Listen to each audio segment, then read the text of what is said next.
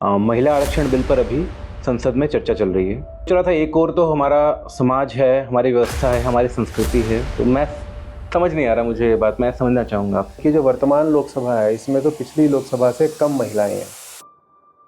Number बढ़ाने की बात चल रही है सीट। तो ये जो 100 से ऊपर अतिरिक्त महिलाएं अब पहुंचेंगी संसद में, लोकसभा में विशेषकर, तो ये कहाँ से आएंगी? जमीन से उसको उठने नहीं दे रहे और आसमान पर उसको आरक्षण दे रहे हो, ये कौन सी बात है भाई? तुमको सरपंच फिनोमिना पता है ना? वो ताकतवर बाहुबली पुरुषों की पत्नियां, बेटियां, बहुएं होंगी जो यहाँ पर आ जाएंगी, या फिर लेकिन 2, 4, 8, 10 सशक्त और जागृत महिलाओं के संसद में पहुंचने से बात नहीं बनती है। हमें और ज़्यादा महिलाएं चाहिए जो नई हों, विद्रोही हों, खुद ताकतवर हों, पुरुषों की बैसाखियों पर चल करके संसद में ना पहुंची हों। वास्तविक बात यह है कि यहाँ ज़मीन से, हमारे घरों से, हमारे मोहल्लों से, हमारे परिवारों से ऐसी लड़कियां हम पैदा तो होने दें, उभरने तो दें, निकलने तो दें। हम अपने आप को बता देंगे कि हम तो महान हैं क्योंकि हमारी संसद में 33% महिलाएं हैं। वहाँ संसद में महिलाएं बैठी होंगी और ज़मीन पर हिंसक, क्रूर, रक्तरंजित भ्रूण हत्या का कुकृत्य चलता रहेगा, लाखों करोड़ों की तादाद में होता रहेगा, दहेज हत्याएं होती रहेंगी। यद्यपि मैं बहुत खुश होऊंगा 33% क्या, वहाँ पर 40, 50, 60% हो जाए महिलाएं।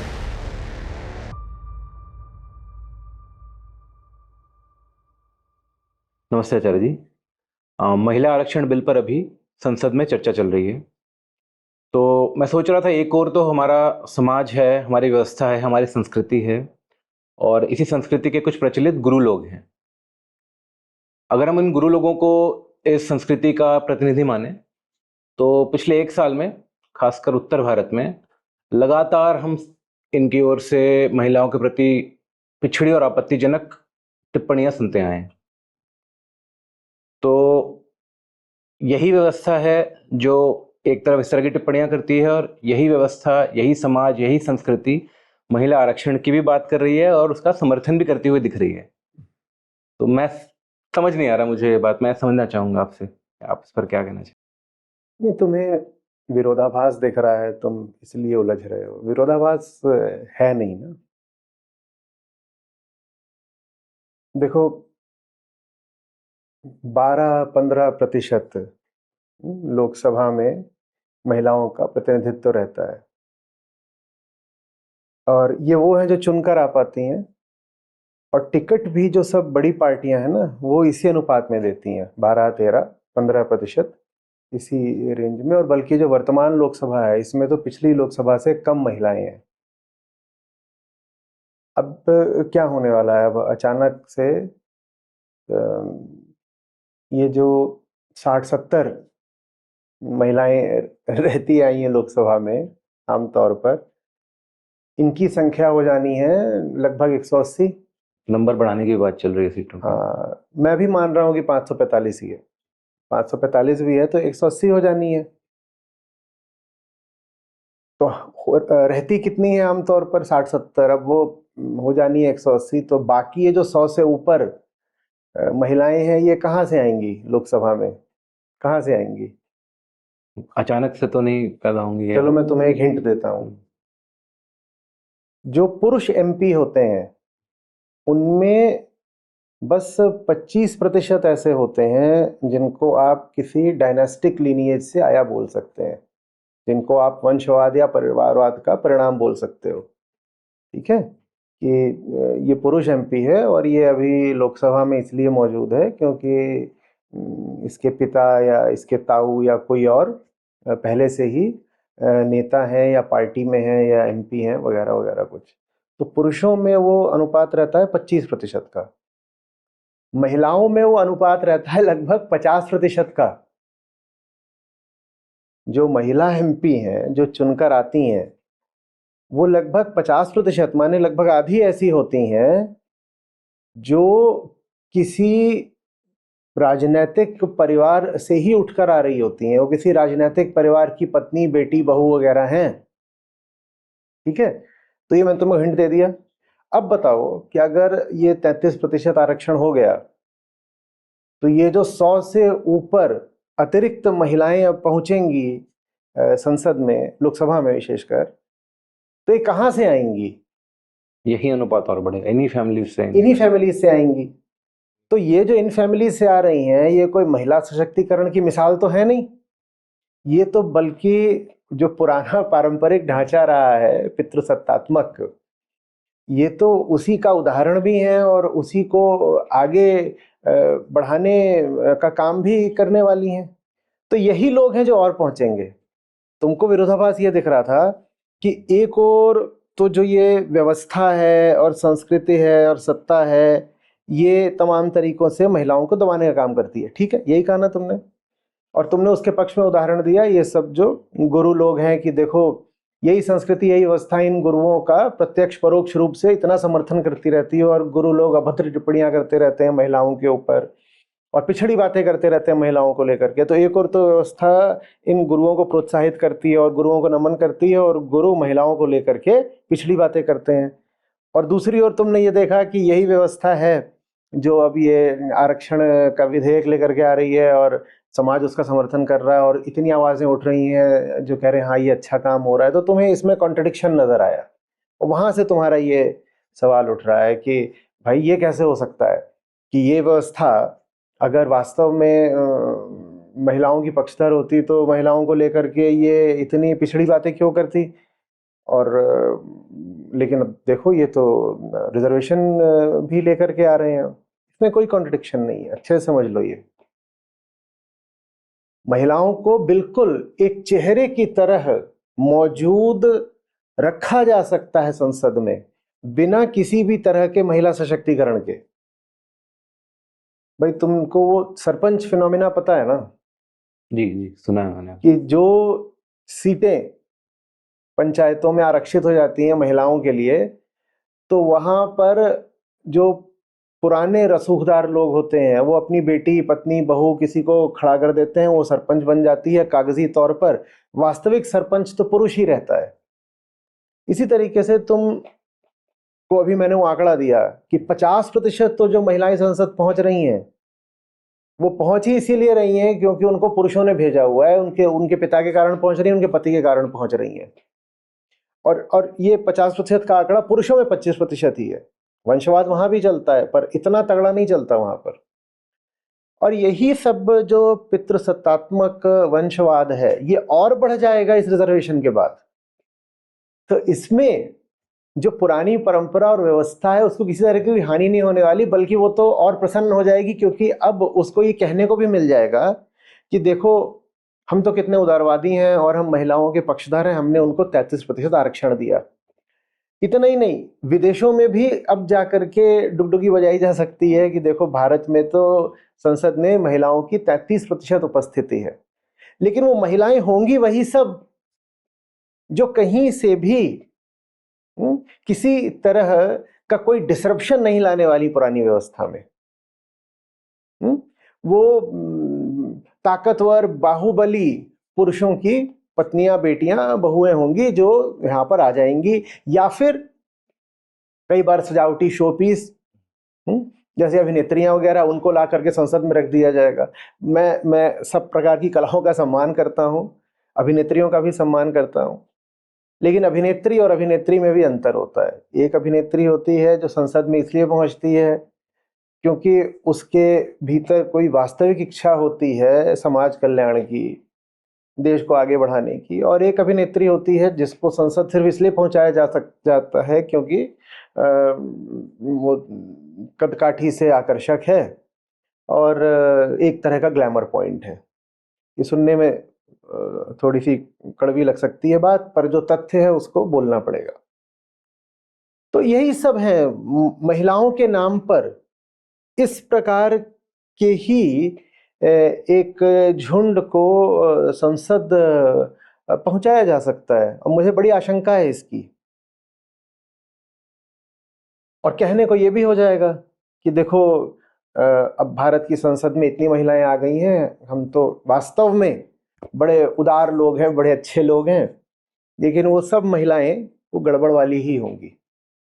सब नहीं तो उसमें से 70-80%। मैं सब क्यों बोलूं, अपवाद हमेशा होते हैं। भारतीय संसद में कुछ बहुत अच्छी महिलाएं भी पहुंचती रही हैं, हमें उनका सम्मान करना चाहिए, मैं उनका सम्मान भी करता हूं। लेकिन 2, 4, 8, 10 सशक्त और जागृत महिलाओं के संसद में पहुंचने से बात नहीं बनती है। हमें और ज्यादा महिलाएं चाहिए जो नई हों, विद्रोही हों, खुद ताकतवर हों, पुरुषों की बैसाखियों पर चल करके संसद में ना पहुंची हों। हमें ऐसी महिलाएं चाहिए। और वैसी महिलाएं तब तक नहीं पहुंचेंगी जब तक समाज वैसी महिलाओं को जन्मने ही नहीं देगा और पनपने ही नहीं देगा। भाई इसी मिट्टी से वो महिला उठनी है ना जो कुछ भी करेगी आगे जाकर के। अब ऊपर वहां आसमान में आपने संसद बैठाई है, वो तो एक वर्टिकल डेस्टिनेशन है। आप कह रहे हो मैं वहां पर बैठा देना चाहता हूं 33% महिलाओं को, लेकिन वहां कैसे बैठा दोगे जब वो जमीन से उठ ही नहीं रही हैं। एक पेड़ है, ठीक है, आप कह रहे हो वहां 33% जो फल हैं वो स्त्री फल लगने चाहिए, ठीक है जी। और उस पेड़ की आप जो जड़ें हैं वो काटे दे रहे हो। जमीन से जब सशक्त महिला उठेगी ही नहीं तो संसद में भी जो महिला पहुंचेगी, भले ही वो 33% आरक्षण हो, तो संसद में भी जो महिला पहुंचेगी वो अशक्त ही होगी, दुर्बल ही होगी, पुरुषों पर आश्रित ही महिला होगी जो वहां पर पहुंच जाएगी। उसको भी एक तरह की कृपा दिखा करके वहां पहुंचा दिया जाएगा। और ये जो कृपा है ये तो पुरानी पितृसत्ता की पहचान है ही कि महिला को हम बहुत कुछ दे सकते हैं पर हम देंगे, हमारी कृपा से उसको मिलेगा। तो भाई वो कोई पुरानी पार्टी कैडर थी तो सीट भरने के लिए उसको टिकट दे दिया। आप देखो ना, आप बड़े बड़े नाम जो आज भी संसद में हैं, महिला नाम, उनमें आप जरा सा याद करोगे और दिख जाएगा तो ये तो सब वही हैं, पत्नियां बेटियां ही हैं जो वहां पर हैं। तो वो तो पुरुषों का ही वर्चस्व है जो अभी आगे बढ़ा जा रहा है स्त्रियों के माध्यम से, है ना। वास्तविक बदलाव वहां आ ही नहीं सकता, वास्तविक बदलाव ऊपर नहीं आ सकता आरक्षण देने से। यद्यपि मैं बहुत खुश होऊंगा 33% क्या वहां पर 40, 50, 60% हो जाए महिलाएं। 60% से याद आया रवांडा, वहां 60% से ज्यादा हैं महिलाएं संसद में, लेकिन फिर भी वो देश महिलाओं के प्रति अपराध के मामले में बहुत पिछड़ा हुआ देश है। तो वहां ऊपर महिलाओं को बैठा देने से कुछ नहीं होता। वास्तविक बात यह है कि यहाँ जमीन से, हमारे घरों से, हमारे मोहल्लों से, हमारे परिवारों से ऐसी लड़कियां हम पैदा तो होने दें, उभरने तो दें, निकलने तो दें, जो इस लायक हों कि अपने बूते पर दुनिया में, जिंदगी में, समाज में, संसद में कुछ करके दिखाएं। और वैसी बेटियां हम जमीन से उठने नहीं दे रहे हैं। अब वहां पर फिर वो परंपरा, संस्कृति और गुरु लोग आ जाते हैं, क्योंकि उनकी पहुंच सीधे घर के अंदर तक होती है। तो घरों से तो आप पैदा कर रहे हो बिल्कुल शांत, आज्ञाकारिणी, सुशील कन्याएं। ये क्या चुनाव लड़ पाएंगी? ये क्या अपने बूते पर समाज की कुरीतियों से और दमनकारी पुरुषों से क्या ये लोहा ले पाएंगी अपने दम पर? जब आप उनको कह रहे हो कि तुम्हें बाहर नहीं निकलना, तुम्हें ये नहीं करना, तुम्हें वो नहीं करना, तुम्हारी अपनी कोई आवाज नहीं, तुम्हारी अपनी कोई पहचान नहीं, तुम्हारे जीवन के सारे निर्णय तुम्हारा परिवार लेगा, तुम कहाँ पढ़ोगी, कहाँ जाओगी, क्या पहनोगी, किससे विवाह करोगी, ये तुम्हारे सारे निर्णय कोई और लेगा। इस तरह की लड़कियां तो आप समाज से चाह रहे हो कि पैदा हो, और इसी को फिर आप कहते हो कि हमारी संस्कृति की महानता है कि लड़की तो दबी हुई ही रहे, कभी वो पिता पर आश्रित रहे, कभी पति पर आश्रित रहे, कभी पुत्र पर आश्रित रहे। इसको आप कहते हो हमारी संस्कृति की महानता है। ऐसी लड़कियां तो आप जमीन से पैदा कर रहे हो। और आपने अभी व्यवस्था कर दी कि संसद में 33% महिलाएं होंगी। तो ये तो विचारणीय है फिर कि जब जमीन से ऐसी महिलाएं उठेंगी ही नहीं तो संसद में वो 33% पहुंच कौन रही हैं? वो कोई नहीं पहुंच रही हैं, वो पुरुषों द्वारा ही नॉमिनेटेड, पुरुषों द्वारा ही तैनात महिलाएं हैं जो वहां पहुंच जाएंगी, जिनको पुरुषों ने ही नियुक्त कर दिया है कि तुम वहां पर जाकर के अब बैठ जाओ। तो दिखाई ऐसा देगा कि महिला बैठी हुई है, पर वो महिला कुछ नहीं होगी, वो कठपुतली होगी, और उस कठपुतली की डोर पुरुषों के हाथ में होगी या पुरानी परंपरा के ही हाथ में होगी। हाँ, जब वो वहां बैठ जाएगी तो नजारा अच्छा लगेगा, ऑप्टिक्स अच्छी हो जाएंगी, देखने में ऐसा लगेगा कि देखो इतनी सारी महिलाएं वहां संसद में पहुंच गई, पर वो महिलाएं अपने आप में जागृत महिलाएं नहीं होंगी। वो अपने आप में ऐसी नहीं होंगी कि जिनको आप कह सको कि वो किसी भी पुराने ढांचे को गिरा करके एक नई ताज़ी खुशबू लाने में यकीन रखती हैं। जी, देखा भी है जो महिलाओं के वास्तविक मुद्दे होते हैं उस पर जो अभी भी महिला एमपीज हैं उनका जो रवैया रहता है वो ऐसा कुछ नहीं रहता, समर्थन ही नहीं करती है, पहले तो उठती ही नहीं है इस तरह के मुद्दे। देखो, एक स्वतंत्र महिला को भारतीय व्यवस्था स्वीकार ही नहीं करेगी, न समाज स्वीकार करता है, न परिवार स्वीकार करता है, और ये जो राजनीतिक दल है ये तो कतई स्वीकार नहीं करेंगे। एक आत्मनिर्भर, जागरूक, स्वतंत्र महिला के लिए संसद पहुंचना ही बड़ा मुश्किल है, और दूसरी ओर ऐसी महिला हो जो खुद ही पुरुषों से दबके रहती हो, पुरुष सत्ता के सामने झुककर रहती हो, उसको पुरस्कार के तौर पर सांसद बना देगी पुरुष सत्ता। वो उसको पुरस्कार दिया जा रहा है कि तुम हमारे सामने झुककर रहती हो तो पुरस्कार के तौर पे आओ अब तुमको एमपी बना देते हैं। मैं नहीं कह रहा हूं कि सारी जो विमेन एमपीज हैं वो ऐसी होती हैं, बिल्कुल ऐसा नहीं कह रहा हूं, लेकिन उनका एक बड़ा अनुपात ऐसा होता आया है, और वो अनुपात इस आरक्षण के बाद और बढ़ जाएगा, यही देश को लेकर के मेरी आशंका है। तो वास्तविक चर्चा अभी संसद में यदि कुछ चर्चा करनी है, देखो, क्या कर संसद सकता है? में तो सशक्त महिला अपने आप पहुंच जाएगी ना, अगर पहले समाज में सशक्त महिला हो। हाँ? अगर समाज में और सड़क पर जो महिला है वो अगर सशक्त हो तो संसद की तो महिलाएं अपने आप सशक्त हो जाएंगी, आरक्षण की जरूरत ही नहीं पड़ेगी। अब हम कर क्या रहे हैं? हम कह रहे हैं मैं उसे घर में, परिवार में, समाज में और सड़क पर सशक्त होने नहीं दूंगा, लेकिन एक डेकोरेटिव आइटम की तरह संसद में 33% कर दूंगा। ये बात तो कुछ जमी नहीं, ये बात तो बेईमानी की हो गई। और इतना ही नहीं है, जब आप ये 33% कर दोगे तो इतने लोग तालियां बजाने लग जाएंगे, खुद महिलाएं ताली बजाना शुरू कर देंगी। महिलाओं को लेकर देखो हमारे लिए कितना अच्छा काम किया जा रहा है, हमें वहां 33% आरक्षण दे दिया गया, पर उस 33% में वहां पहुंचेंगी कौन? तुम ये तो देखो, कोई बुलंद आवाज हो, क्या वो खुद वहां पहुंच पाएगी? उसको घर में ही बुलंदी से बोलने नहीं दिया जाता। और एक अब नया टूल भी आ गया है, महिला की आवाज को बिल्कुल जमीन पर ही रोक देने के लिए, दम घोट दो। वो कुछ बोले पुरानी दमनकारी व्यवस्था के खिलाफ तो उसको बोल दो ये तो पाश्चात्य संस्कृति से प्रभावित है, ये तो वेस्टर्नाइज्ड है, या एक और कि एंटी हिंदू है, एंटी नेशनल है। घर में ही वो चुनाव नहीं कर सकती, उसका सबऑर्डिनेशन हो रहा है, उसके पास रिप्रोडक्टिव चॉइस नहीं है, घर के ही जो कामकाज है उसमें उसकी आवाज नहीं है। पर अगर वो किसी तरीके से अपनी आवाज उठाना शुरू करे, मान लो जाके सोशल मीडिया पे कुछ लिख दे, तो तमाम उसके नीचे कमेंट आ जाएंगे कि ये तो पश्चिमी संस्कृति का कुप्रभाव पड़ रहा है, देखो हमारी बेटियों पर, वो कैसे आकर के यहाँ पर बोल रही हैं। और फिर कुछ और आ जाएंगे, वो कह देंगे कि ये तो हिंदू विरोधी बात चल रही है यहाँ पर। और वो जो पूरा माहौल किया जाता है तैयार, वो इसी व्यवस्था द्वारा तैयार किया जाता है। वही एक ही व्यवस्था, एक ही केंद्र है, एक ही ताकत है, एक ही सत्ता है जो घर के भीतर महिलाओं का दमन करना चाहती है, पर एक डेकोरेटिव आइटम की तरह उनको संसद में 33% की संख्या में रखना चाहती है। ये बात कुछ जमी नहीं। वास्तविक सशक्तिकरण इसमें है कि वो पढ़ पाए, बिना डर के जी पाए, जागरूक रहें, अपने निर्णय स्वयं ले पाए, कोई उनका भाग्य विधाता न बने, कोई निर्धारण करने के लिए न बैठा हो कि हम बताएंगे कि तुम्हें कैसे जीना है। खेलों में, विज्ञान में, शिक्षा में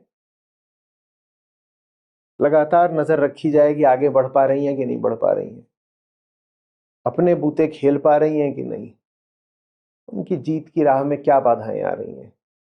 शिक्षा है सबसे बड़ी चीज। शिक्षित हो गई एक बार महिला, तो उसके बाद जरूरत ही नहीं पड़ती कि कोई और आकर के सहारा भी दे। फिर कोई और होता कौन है उसके जीवन में हस्तक्षेप करने वाला? उसके पास शिक्षा है, वो अपनी जिंदगी खुद देख लेगी। शिक्षा तो छोड़ो, हम तो उसे जन्म लेने का भी अधिकार नहीं देते हैं। तो जन्म भी कहाँ पाती है? हम जानते हैं भ्रूण हत्या की दर, अभी अब सेंसस होगा, आंकड़े आएंगे कि भारत में से कितनी करोड़ महिलाएं पुरुषों की अपेक्षा गायब है। 3 करोड़ भी हो सकती हैं, 5 करोड़ भी हो सकती हैं। भारत में पुरुषों और महिलाओं की संख्या में जो अंतर है वो देख लेना, अभी जब जनगणना के आंकड़े आएंगे। नहीं तो 2011 के तो उपलब्ध है, उनको ही देख लो। जमीन से उठेगी तब ना आसमान तक पहुंचेगी। जमीन से उसको उठने नहीं दे रहे और आसमान पर उसको आरक्षण दे रहे हो, ये कौन सी बात है? संसद में भी जाकर के बैठना काम ही है, फुल टाइम काम है। FLPR जानते ही हो, फीमेल लेबर पार्टिसिपेशन रेट, वो भारत में लगातार गिर रहा है। वर्क प्लेस पे महिलाओं का अनुपात आज उतना भी नहीं जितना आज से 25 साल पहले हुआ करता था, उतना भी नहीं है। तो तुमको ये विडंबना नहीं दिखाई दे रही है, कॉन्ट्रडिक्शन, ये त्रासदी नहीं दिखाई दे रही है कि ये वही समाज है जो महिलाओं को घर से बाहर निकल के काम भी नहीं करने दे रहा। हम 25 साल पहले भी महिलाओं के प्रति जितने उदार हुआ करते थे, हम आज उससे भी कम उदार हो गए हैं। और दूसरी ओर हम कह रहे हैं कि हम महिलाओं को ये दूसरी वर्क प्लेस, जिसका नाम पार्लियामेंट है, वहां उनको आरक्षण दे रहे हैं। माँ बाप, आज का जो माँ बाप है वो 25 साल पहले के माँ बाप यानी पिछली पीढ़ी की तुलना में कम उत्सुक है कि उनकी लड़की कहीं काम करे। वो कह रहे हैं कहीं बहू बन जाए किसी बड़े घर की, किसी अच्छे घर की।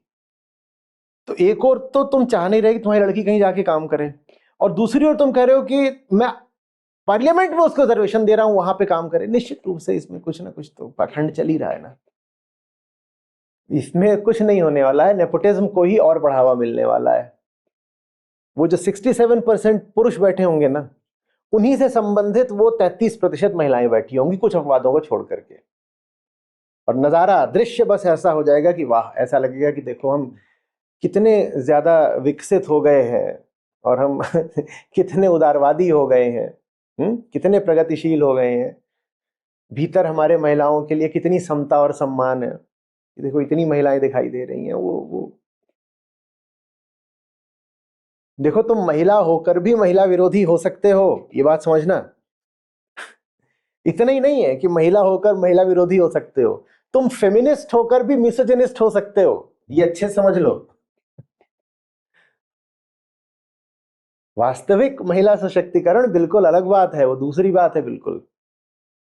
उसके लिए बहुत भीतर तक पहुंचना पड़ता है और देखना पड़ता है कि इस महिला को भीतरी तौर पर रोगी और दुर्बल बना किसने दिया। वो काम न तो संसद में आरक्षण से होता है और न फेमिनिज्म जैसी किसी विचारधारा से होता है। विचारधाराएं बहुत बाहरी चीज होती हैं, वो मनुष्य के उस भीतरी केंद्र तक पहुंच ही नहीं पाती जहां उसका सबसे गहरा जख्म है। हर महिला जख्मी है और उसको पता भी नहीं है कि वो कितना बड़ा जख्म अपने भीतर लेकर के जी रही है। आप बाहर बाहर से चीजें करना चाहते हो, महिला के जख्म बाहरी उतने नहीं रहे हैं, अभी भी बहुत बाहरी जख्म है और उन बाहरी जख्मों का इलाज भी होना चाहिए बिल्कुल। लेकिन जैसे जैसे समय बीतता जा रहा है ना, जो महिला का जख्म है वो भीतरी है। वो सब बातें जो जो समाज उसके बारे में कहता था, वो नजर जिससे पुरुष उसको देखता था, वो बातें और वो नजर महिला के भीतर अब घुस करके बैठ गई हैं और वहां से उसको खाई जा रही हैं। इलाज वहां होना चाहिए।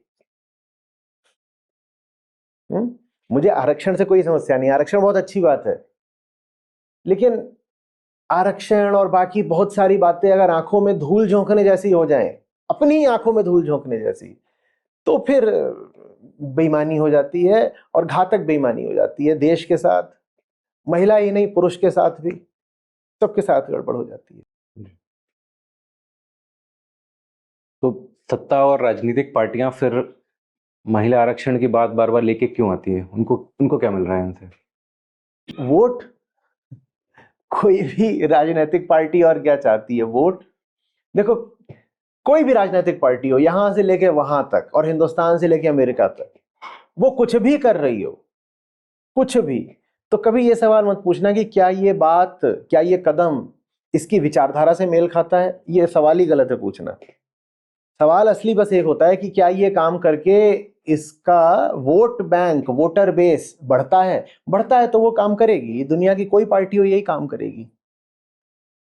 भाई बड़ा अच्छा लगता है ना कि देखो हमने महिलाओं के लिए ये किया, महिलाएं आकर के वोट देंगी। और याद रखना, महिलाओं का जो टर्नआउट है इलेक्शंस में वो लगातार बढ़ता जा रहा है, वो बढ़ता जा रहा है। तो कई कई कारण है। उसके अलावा ये एक पुरानी मांग भी थी। दिखने में बड़ा अजीब लगता है कि संसद में सिर्फ 12-15% महिलाएं हैं, जबकि दुनिया में बहुत सारी संसदें ऐसी हो गई हैं जिसमें 30, 40, 50 से भी ज्यादा प्रतिशत महिलाएं बैठी हुई। दिखने में भी लगता था। तो बहुत बहुत सारे कारण हैं। उन कारणों से अब आप महिलाओं को आरक्षण दे देंगे, और उसको तो अक्रॉस द बोर्ड एक्सेप्टेंस है। सारी ही पॉलिटिकल पार्टीज उसको एक्सेप्ट कर रही हैं और सपोर्ट कर रही हैं, और समाज में भी उस चीज को लेकर के एक व्यापक समर्थन ही है। ये जो समाज में और सब राजनीतिक दलों में उसका समर्थन है, मैं उसको लेकर के थोड़ा सा आशंकित हूं। ये जो सीटें बढ़ने वाली हैं महिलाओं के लिए, इन पर कुछ नहीं है नेताजी की बेटी आकर बैठने वाली है, या कि कोई कोई क्रिकेटर होगा, कोई सेलिब्रिटी होगी, कोई सेलिब्रिटी होगी, कोई अदाकारा होगी, सिने तारिका होगी, इनको ला करके बैठा दिया जाएगा। ये वो महिलाएं नहीं है जिनके पास अपना केंद्र और अपनी सोच है, जो महिला से पहले एक स्वतंत्र और चैतन्य मनुष्य है। उन स्वतंत्र और चैतन्य मनुष्यों को, जो कि नारी देह में है, उनको कोई राजनीतिक दल बर्दाश्त नहीं करने वाला, और वही भारत की त्रासदी है। इस पर कोई कुछ भी कहता है अलग तरीके से तो तुरंत एंटी वुमेन।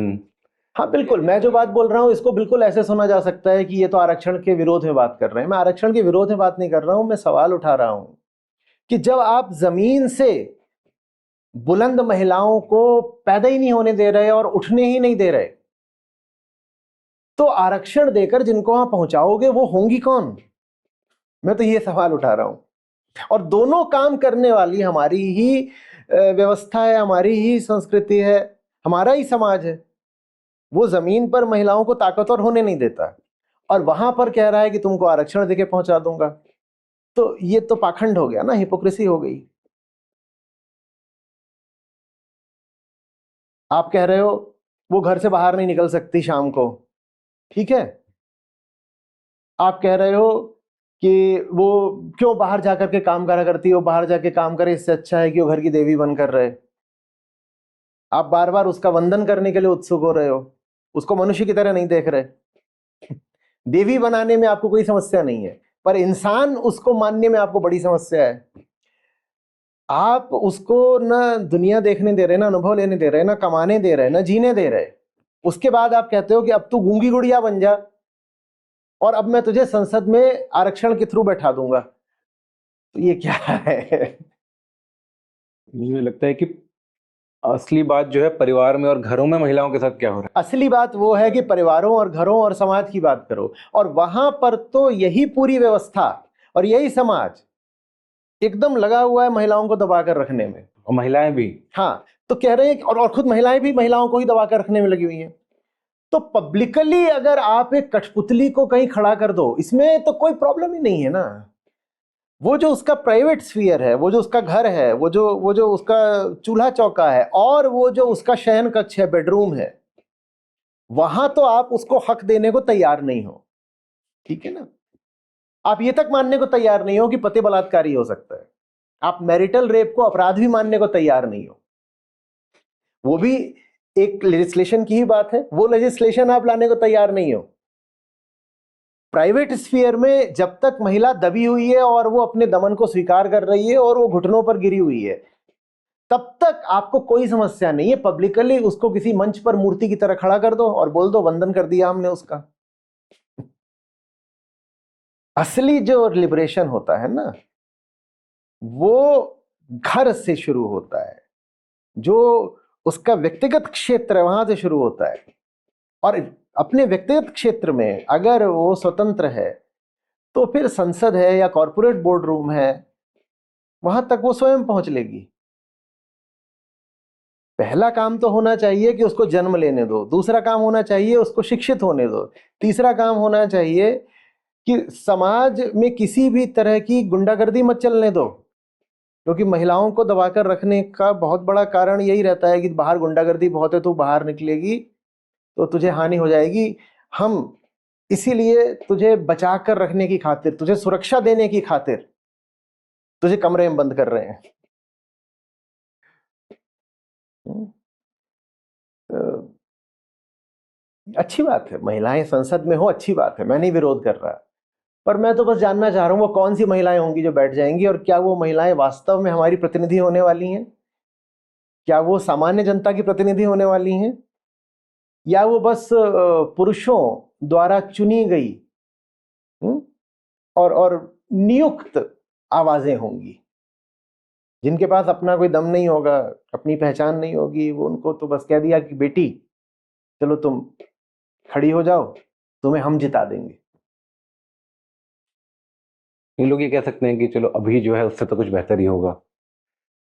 मुझे नहीं मालूम बेहतर होगा कि नहीं, क्योंकि जो ये मनुष्य नाम का जीव होता है इसमें सेल्फ डिसेप्शन की, आत्म प्रवंचना की बड़ी अद्भुत क्षमता होती है। हम अपने आप को बता देंगे कि हम तो महान हैं, क्योंकि हमारी संसद में 33% महिलाएं हैं। वहां संसद में महिलाएं बैठी होंगी और जमीन पर हिंसक, क्रूर, रक्तरंजित भ्रूण हत्या का कुकृत्य चलता रहेगा, लाखों करोड़ों की तादाद में होता रहेगा, दहेज हत्याएं होती रहेंगी और जितने तरीके के। आप आज भी आंकड़े उठाकर देख लो, कोई मेरा पर्सनल ओपिनियन नहीं है, तो आपको पता चलेगा कि स्कूल ड्रॉप आउट्स में ज्यादा कौन है। आपको दिखाई देगा ये लड़कियां ही हैं जो स्कूल ड्रॉप आउट्स हो रही हैं, और उसके कारणों की आप जब तहकीकात करोगे तो आपको झटका लग जाएगा कि ये चल क्या रहा है भारत में आज भी। दूसरे छोर पर वो हार्डकोर फेमिनिस्ट्स बैठ गई हैं, खासकर ये जो फोर्थ वेव वाली हैं, जिनको लग रहा है कि आजादी का मतलब होता है my way my choice, specially digital expression of my choice. ये फोर्थ वेव फेमिनिज्म है। उनको भी नहीं पता कि उनकी जो चॉइस है वो आ कहां से रही है, वो भी पुरानी व्यवस्थाओं से आ रही है। उन्होंने भी जो मेल गेज है उसको इंटरनलाइज कर लिया है, और ये बात उनको पता भी नहीं है। जो बातें परंपरा से चली आ रही थी उन्हीं का एक वर्जन ये जो मॉडर्न फेमिनिस्ट्स हैं इन्होंने अपने भीतर डाल लिया, और इसको बोलती हैं my will my voice my choice.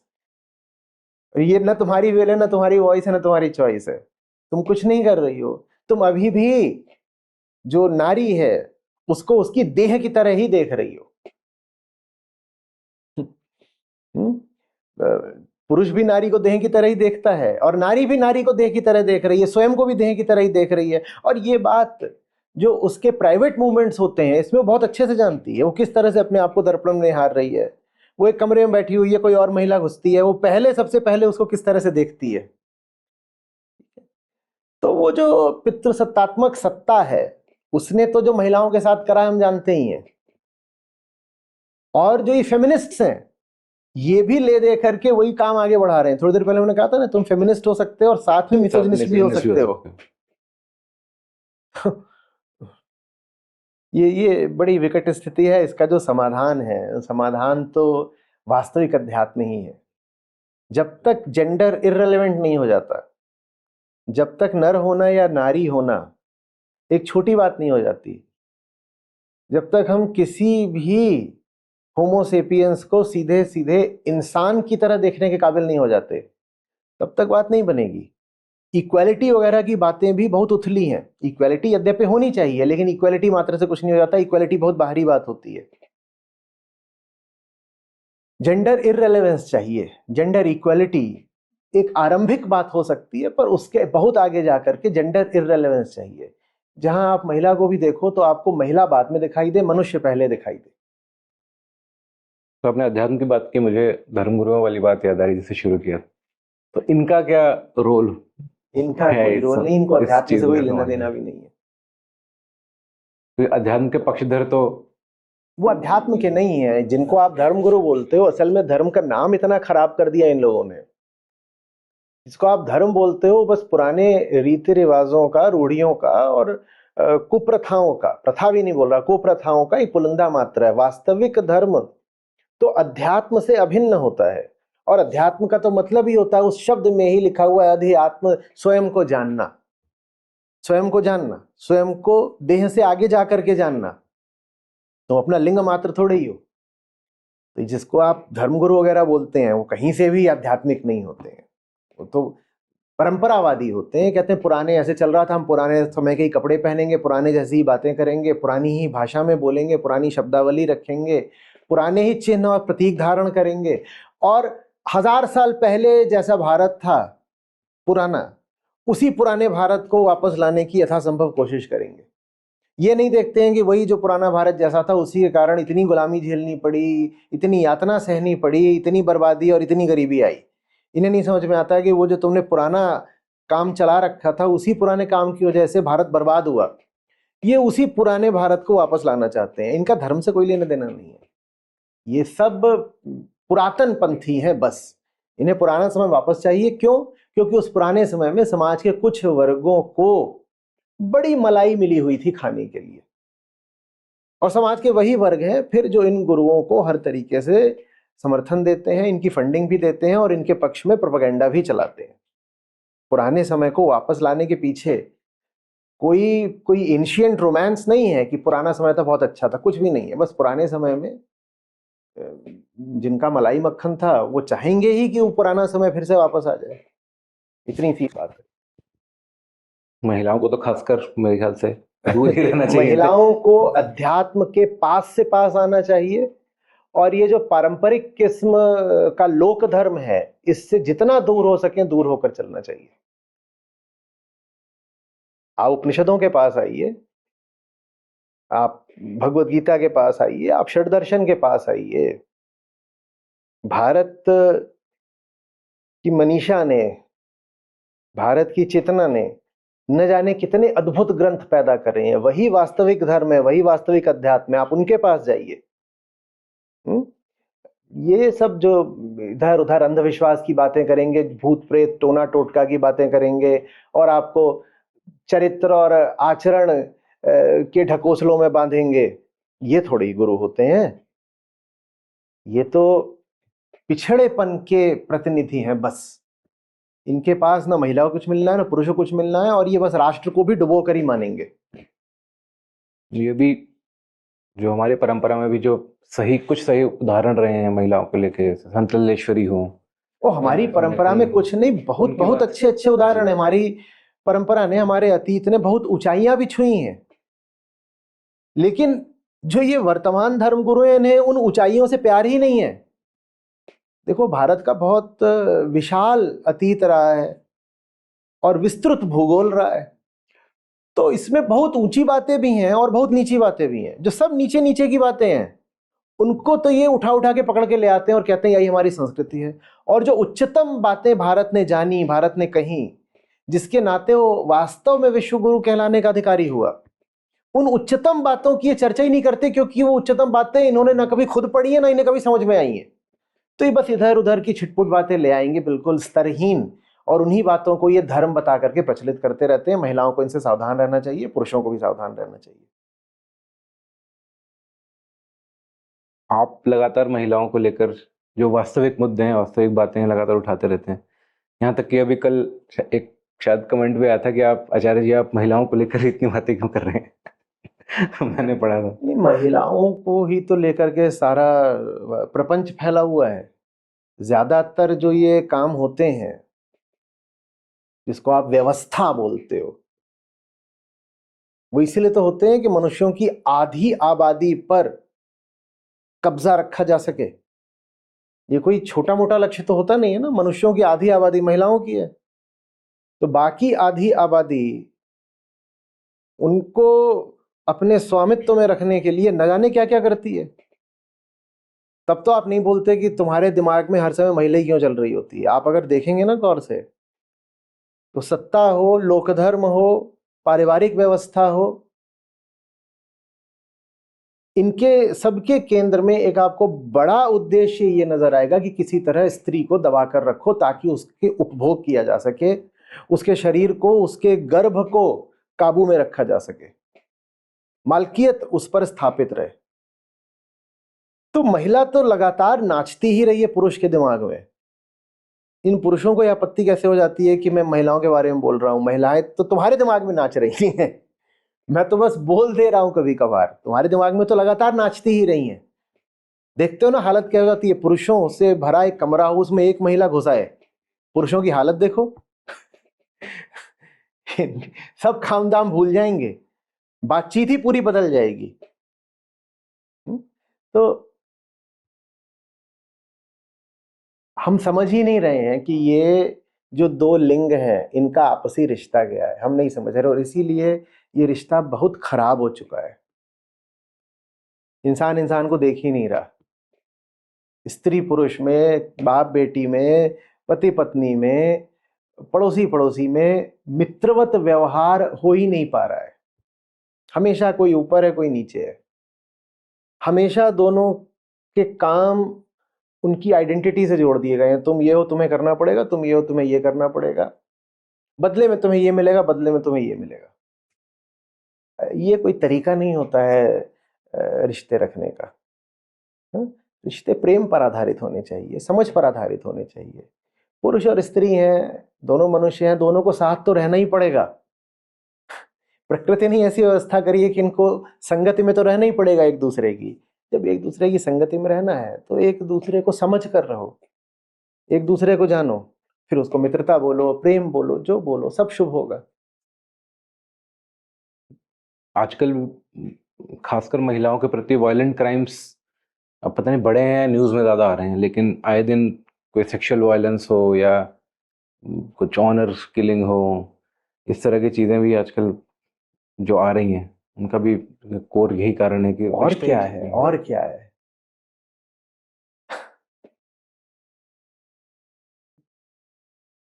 Honour killing कर देंगे। वो अगर अपने हिसाब से अपने लिए किसी लड़के का चयन कर ले तो उसको जान से मार दो, ठीक है, जीने मत दो। और वही व्यवस्था, वही हमारा समाज फिर कहता है कि हम उसको संसद में बैठा देंगे। तो फिर संदेह होना चाहिए कि नहीं, बोलो, संदेह तो होगा ना। वो जरा सा अपने हिसाब से जीने लगे तो तुम उसे घर से भी बाहर निकाल देते हो, और दूसरी ओर तुम कह रहे हो नहीं नहीं संसद में आपका स्वागत है। तुम उसे घर तक में तो रहने नहीं देते, अगर वो आजाद हो जाए, स्वतंत्र हो जाए, व्यक्ति बन जाए, तो तुम उसे घर में भी नहीं रहने देते। और संसद में तुम उसके लिए आरक्षण दे रहे हो, संसद में उसको कुर्सी दे रहे हो, घर में तुम उसको कोना भी नहीं दे सकते।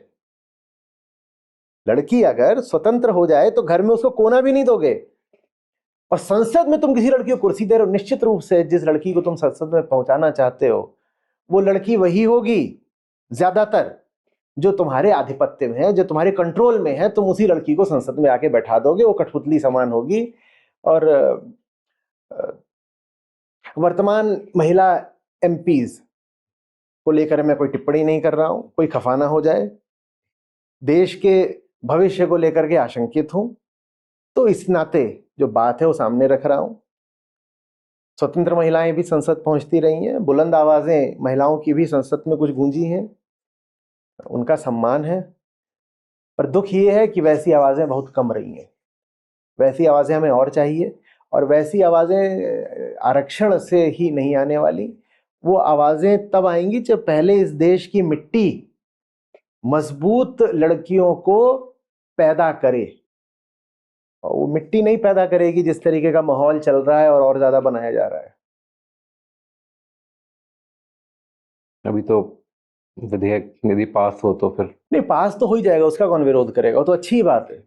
मैं भी उसका विरोध नहीं कर रहा, वो अच्छी बात है। लेकिन जब वो पास हो जाएगा और 33% आरक्षण हो जाएगा तो फिर मैं ऐसे करके देखूंगा और मैं कहूंगा कि ये 33% कौन है जो वहां पहुंचा दी गई। क्योंकि वहां अच्छी महिलाएं पहुंचे इसके लिए पहले जमीन से अच्छी महिलाएं उठनी चाहिए। जमीन माने हमारे घरों से। हमारे घरों में तो तुम उनकी चेतना और उनकी आजादी का गला घोंट देते हो, तो संसद में आजाद महिला कहां से पहुंच जाएगी? और घरों में गला घोटने वाली जो ताकत है और संसद में बैठाने का समर्थन करने वाली जो ताकत है वो एक ही है। ये बात बड़ी रोचक हो गई।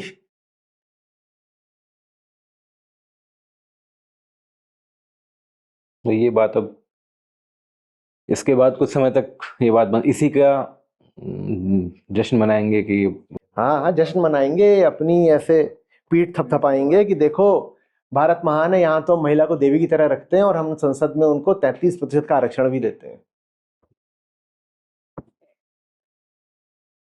कुछ भी नहीं है, रहना हमको वैसे ही है जैसे हम रहे आए हैं, लेकिन हमें एक मॉडर्न फेस भी दिखाना है, मॉडर्न एजुकेटेड लिबरल फेस दिखाना है, ताकि हम दुनिया के सामने बोल सकें और पॉइंट्स बटोर सकें और वोट भी बटोर सकें कि देखो मैं तो महिलाओं का मित्र हूं, नहीं नहीं हमारा जो समाज है वो ऊपर उठ रहा है, हम बड़े फीमेल फ्रेंडली लोग हैं।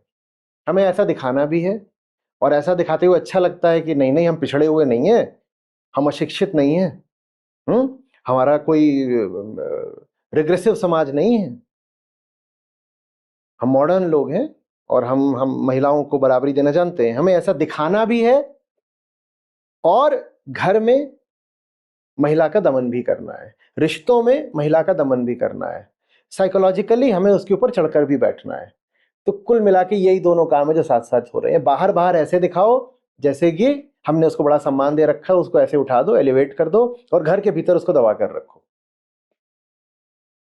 ये तक हो सकता है कि वो घर वहां मंच पे उसको तुमने चढ़ा दिया है नेता बना के, वो वहां से वो भाषण दे रही है, वो मंच पर खड़ी हुई है, तुमने उसको नेता बना के चढ़ा दिया है क्योंकि उसके पिता और भाई और पति तीनों पॉलिटिक्स में थे, तो तीनों ने अब उसको भी पॉलिटिक्स में डाल दिया, फिर रिजर्वेशन आ गया है, इतनी सीटें अब महिलाओं के लिए हो गई, तो अब इसको घर की बहू को या बेटी को इसको भी जल्दी से खड़ा करो पॉलिटिक्स में। तो तुमने उसको वहां पॉलिटिक्स में खड़ा कर दिया और वो वहां पर खड़ी हुई है और वो मंच से भाषण दे रही है, और तभी कोई नालायक कैमरामैन कैमरा उसके पीछे ले जाता है और दिखाई देता है कि यहां उसकी पीठ पर मार खाने के निशान है। लोग अगवाड़ा देख रहे हैं बस उसका, वो मंच से खड़ी होकर के भाषण दे रहा है और ऐसा लग रहा है कितनी कुशल नेत्री है, कितना अद्भुत भाषण दे रही है, क्या इसकी ऊंची आवाज है, क्या स्वतंत्र इसकी चेतना है, क्या भाषण दे रही है। और कैमरा यहाँ पीछे की तरफ जाए तो हो सकता है कि दिखाई दे कि यहाँ पर पिटाई के निशान है, आज ही पति ने उसको मारा है। जरूरी नहीं है कि शरीर पर ही निशान हो, ज्यादा गहरे जख्म यहाँ होते हैं भीतर, और वो जख्म भारत ही नहीं दुनिया की 99% महिलाओं की छातियों पर हैं। बहुत पुराना शोषणकारी इतिहास है, लेकिन उसका इलाज फेमिनिज्म नहीं है, ये भी बताई देता हूं। उसका इलाज तो अध्यात्म ही है, स्वयं को जानना ही। महिला जब तक अपने आप को, अपने कपड़ों, अपने मेकअप, अपनी आइडेंटिटीज, अपने शरीर से गहरे जाकर नहीं जानेगी, कोहम, हु एम आई, ये प्रश्न जब तक उसके लिए प्रासंगिक नहीं होगा तब तक वो किसी ना किसी तरीके की गुलामी करेगी।